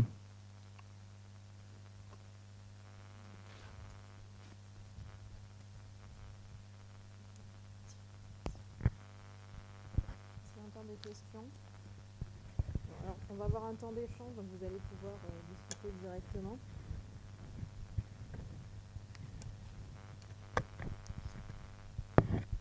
Alors, pour ceux qui se posaient la question, donc vous pouvez scanner le petit QR code et vous avez accès directement au site de Pontem et donc aux ressources ou venir discuter directement avec. Il y a 3 représentants. Oui, je ne suis pas venu tout seul. Voilà. Il y a également Amélie et Laurent là-haut qui du coup pourront vous parler aussi de Pontem. Alors, merci beaucoup d'être venu, Lucas. Merci à vous aussi. À vous. On est très content aussi de vous dire que Pontem fait désormais partie des associations qui sont soutenues par le fonds de dotation. C'est tout récent et ils l'ont appris aujourd'hui. Voilà, donc on est très content de commencer et puis je vais en profiter pour mettre à l'honneur aussi Partage avec Carole Becquet qui est également présente ici, donc qui certains d'entre vous la connaissent peut-être, qui intervient sur les 3 EHPAD publics de Rumilly sur des actions, et on a fait une action très chouette hier avec une autre de nos associations soutenues aussi, Un rêve d'abeille, et donc il y a une grosse vingtaine, 20-25 participants des résidents qui ont créé des petits baumes à lèvres à base de produits de la ruche. Voilà, ça fait partie des actions du coup que l'on mène dans le projet Apogée. Là, c'était la première dans ces EHPAD et on va les recommencer de façon assez régulière comme ça. Donc, j'en profite aussi pour vous dire que dans le cycle de projet d'Apogée, nous avons également un projet sur les triporteurs. Alors certains d'entre vous le savent peut-être déjà, on en a parlé déjà la dernière fois. Et sur ce projet-là, on est très en partenariat avec le rugby club de Rumilly, que vous connaissez certainement très bien. Ils sont très impliqués et leurs joueurs professionnels vont être très impliqués surtout. Et donc on démarre aujourd'hui une campagne de financement participatif justement pour pouvoir financer ces triporteurs. Certains d'entre vous ont peut-être déjà participé avec des dons lors de la dernière conférence et on vous remercie vraiment parce que grâce à ces dons, on a sécurisé déjà avec un apport de mécènes à côté l'achat d'un premier triporteur.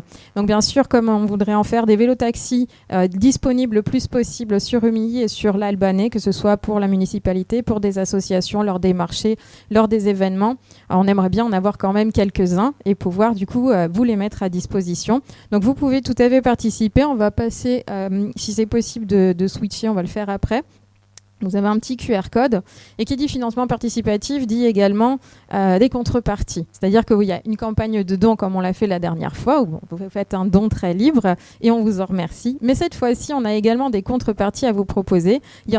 On les a travaillées pour le grand public et on les a travaillées pour les entreprises également. Alors pensez que sur ces contreparties, vous pouvez faire de magnifiques cadeaux de Noël, notamment si vous avez des petits fans de rugby, puisque le rugby club participe également beaucoup sur cette action et met à disposition quand même un certain nombre de ses joueurs. Donc il y a des rencontres avec les joueurs, il y a même du coaching directement, on a des pots de miel, on a la possibilité bien sûr de vous accueillir sur l'entreprise du PC. Nous avons également, j'oublie plein de choses, les triporteurs à vous mettre à disposition. Voilà. Nous avons, et le dernier, la magnifique contrepartie est de nuit dans un chalet à Chamonix. Voilà. Des choses très alléchantes, n'est-ce pas? Donc pour les entreprises, pensez que nous sommes en fin d'année. Si vous avez besoin encore de défiscalisation, c'est le bon moment. Vous faites une très très bonne action. Vous avez des lots et en même temps, vous nous aidez et vous défiscalisez. Vous êtes absolument gagnant. Donc, vous n'êtes pas si nombreux ce soir, mais n'hésitez pas à partager vraiment. Je vous enverrai un mail dans les jours qui suivent avec un petit questionnaire. Vraiment, ça nous aiderait beaucoup si vous pouviez répondre. Ce sera très rapide, mais vraiment, c'est un petit peu sur l'organisation, sur les sujets, les choses que vous voulez voir venir. Sur ce projet Apogée, vous le savez, on part sur 3 ans de projet. Là, vraiment, on a lancé ça le mois dernier. On est encore sur de la construction de projet, même si sur la première année, les choses sont globalement assez calées. Mais donc, ça nous aiderait vraiment d'avoir vos envies pour la deuxième année.